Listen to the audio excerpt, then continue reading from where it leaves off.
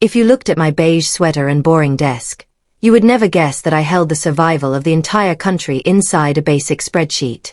Everyone at the corporate office looked right through me, treating me like an invisible piece of furniture that only existed to enforce annoying paperwork guidelines.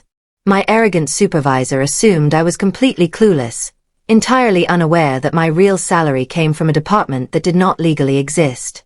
My daily routine at the logistics firm was a carefully constructed lie designed to make me appear as uninteresting as humanly possible. I arrived at precisely 8 in the morning, ate the exact same turkey sandwich every afternoon, and spoke in a flat monotone voice. This grey lifestyle was a professional defense strategy because blending into the background allowed me to perform my actual duties without attracting any unwanted attention.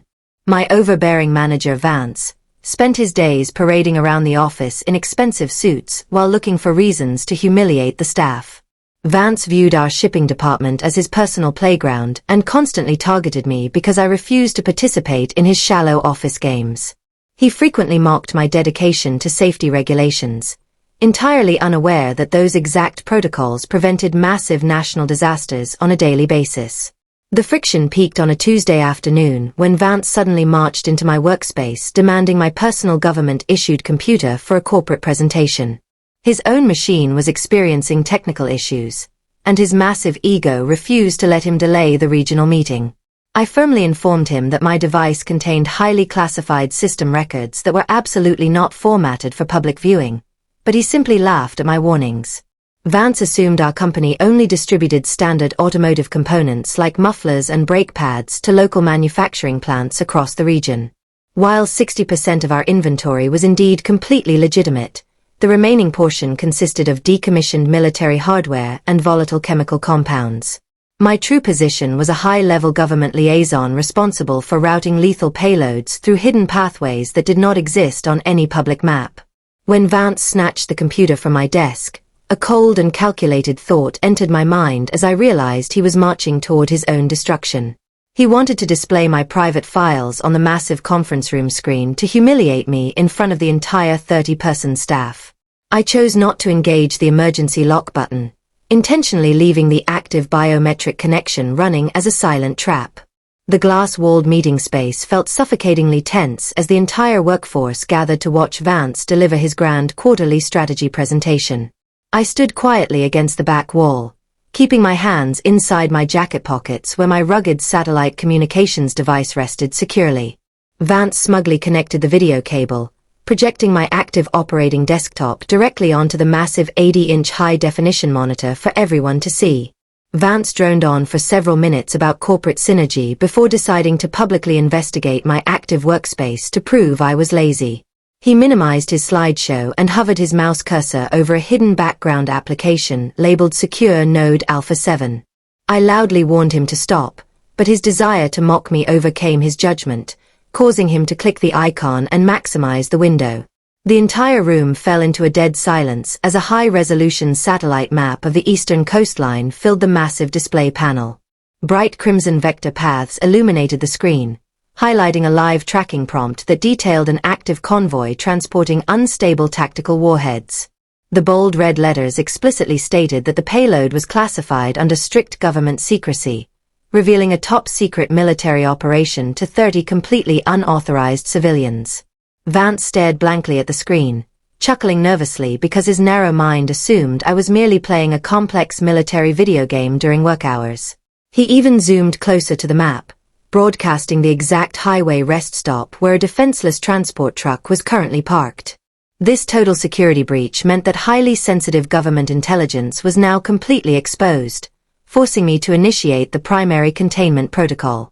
I quietly pulled out my encrypted mobile unit and pressed the biometric confirmation sensor, instantly transmitting a Level 5 facility breach signal to Homeland Security. Vance continued to laugh at the monitor, entirely unaware that he had just stepped inside a cage with no possibility of escape. I sat down calmly and crossed my legs, watching the clock tick forward as the automated containment machinery prepared to isolate the building. Within seconds, the digital blackout began as the local wireless network severed completely, and the routers shifted to a solid amber warning status. My coworkers began whispering in confusion as their mobile phones lost all cellular signals and their personal computers disconnected from the server. Vance jiggled the mouse frantically, screaming at me to fix the frozen interface, completely ignorant of the physical lockdown occurring right beneath his feet. The heavy glass entrance doors suddenly locked with a loud electronic snap as the facility maglocks engaged under the emergency directive. Vance marched over and yanked on the steel handle, screaming for assistance from a nearby sales representative named Brody, but the reinforced barrier refused to budge. The room plunged into a deep crimson hue as the primary power vanished and the emergency backup lighting systems flickered to life. A massive countdown timer appeared on the main display screen, ticking backward from 45 minutes alongside the official Department of Homeland Security emblem. Panic swept through the room as the ventilation systems sealed shut, creating an eerie silence that was only interrupted by the sound of weeping. I stood up and directly informed the Trembling staff that they were currently experiencing a federal lockdown caused entirely by Vance. Before anyone could process my words, a massive battering ram shattered the reinforced glass doors, showering the carpet with thousands of sharp fragments.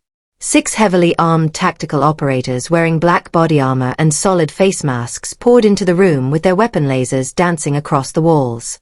They ordered everyone to place their hands flat on the mahogany table, moving with terrifying speed and absolute precision to secure the area.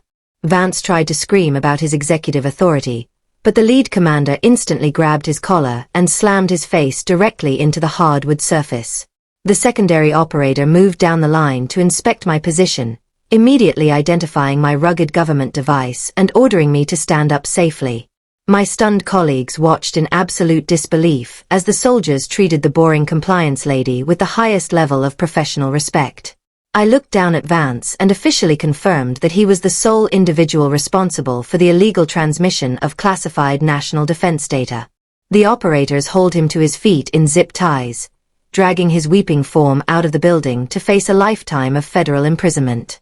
I then instructed the extraction team to spare the innocent office staff, successfully spinning the entire incident as a corporate espionage sting.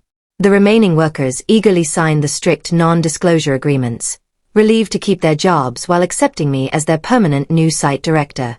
I walked into the spacious executive office, sat down in the leather chair, and approved the next classified military transport route on my system.